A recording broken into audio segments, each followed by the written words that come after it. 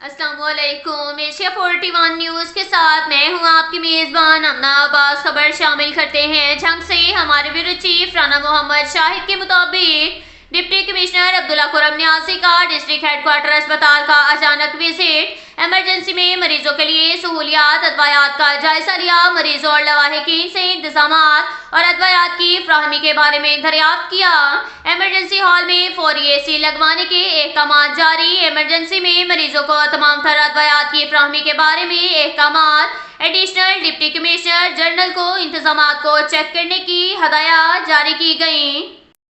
اس کے ساتھ ہی ایک اور خبر شامل کرتے ہیں جھنگ سے۔ ہمارے بیورو چیف رانا محمد شاہد کے مطابق کپتان عمران خان کی بہن کے خلاف تحصیل 18 ہزاری میں جعل سازی سے سرکاری زمین اپنے نام منتقل کروانے کے الزام میں اینٹی کرپشن نے مقدمہ درج کر لیا۔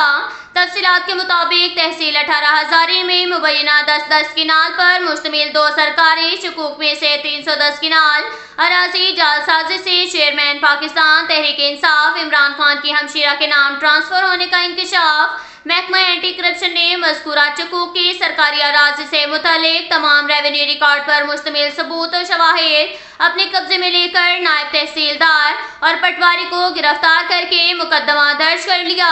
ریونیو ڈپارٹمنٹ 18 ہزاری کے مجاز آفیسر نے جھنگ کو موقف دیتے ہوئے گرفتاری کی تصدیق کر دی۔ اب تک کے لیے اتنا ہی کافی ہے۔ ملتے ہیں اگلے بلیٹن میں، ہمارے ساتھ رہیے گا۔ اللہ حافظ۔